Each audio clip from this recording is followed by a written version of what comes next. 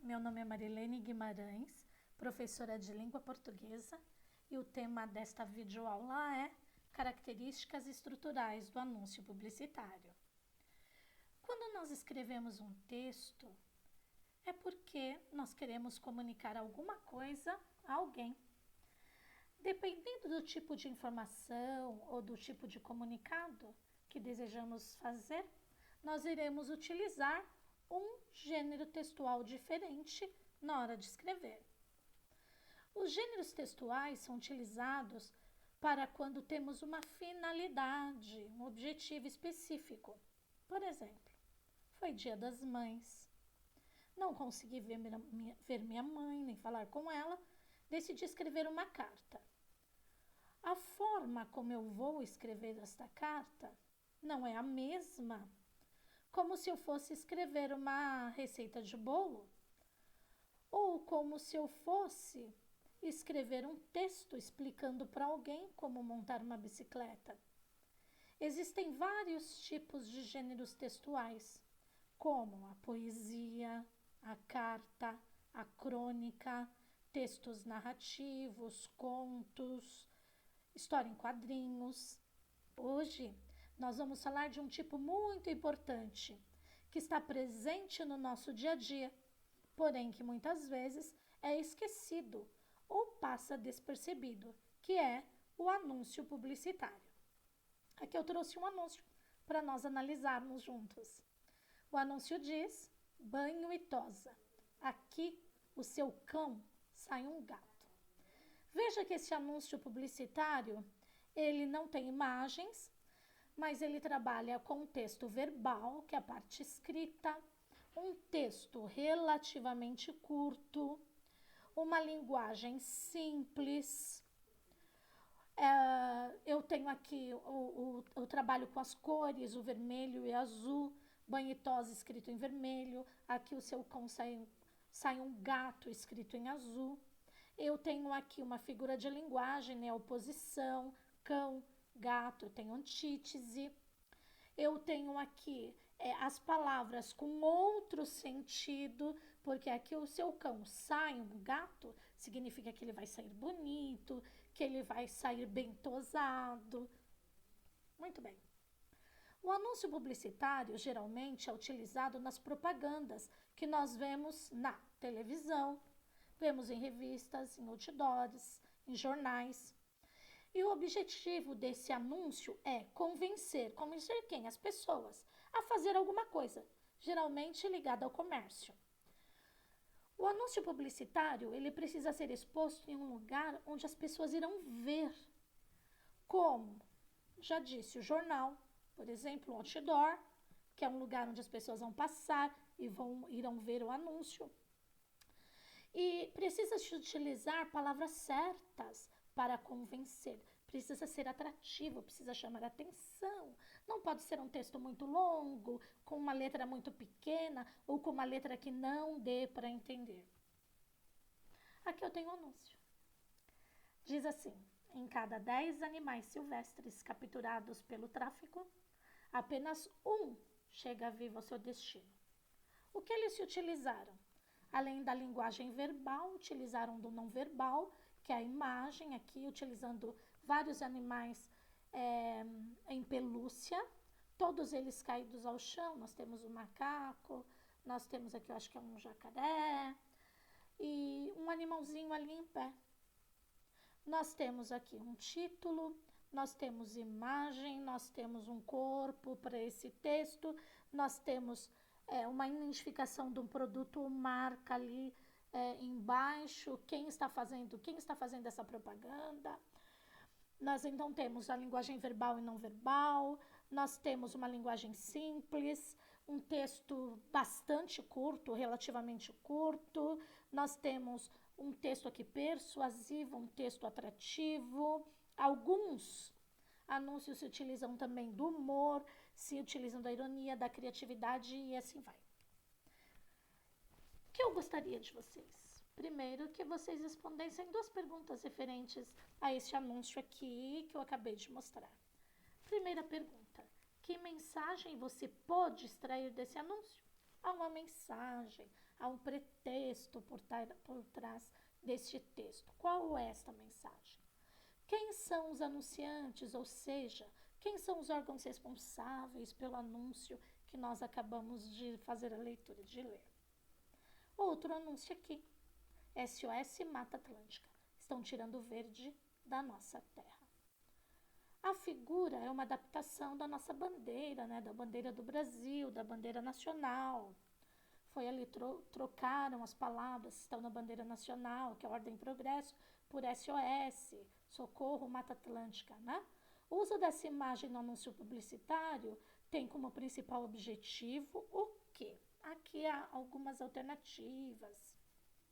Alternativa A, mostrar à população que a Mata Atlântica é mais importante para o país do que a ordem e o progresso, porque trocaram a palavra, isso? Essa alternativa, vocês irão analisar, irão escolher aqui a alternativa certa, colocar em uma folha separada para entregar para mim. Aqui há mais algumas perguntas que vocês terão que responder tendo por base o anúncio, ou os anúncios que a professora mostrou. Eles estão transmitindo alguma mensagem ou ideia? O anúncio 1 e o anúncio 2 estão transmitindo alguma mensagem? Se sim, qual é essa mensagem? Ou seja, o que será que os autores que escreveram esses dois textos em forma de anúncio gostariam de dizer para quem o recebeu, para quem vai ler? Próxima pergunta. Qual seria então o objetivo desses textos? Qual o objetivo? Para que esses textos? Próxima. Quais recursos, palavras, imagens, que mais? Eu citei bastante coisa. Os autores dos textos, né, usam para tentar atingir os objetivos que eles têm para o texto. Isto é, além das palavras, o que mais temos nesse tipo de textos? Próxima. Quem vocês acham que possivelmente escreveu esses textos?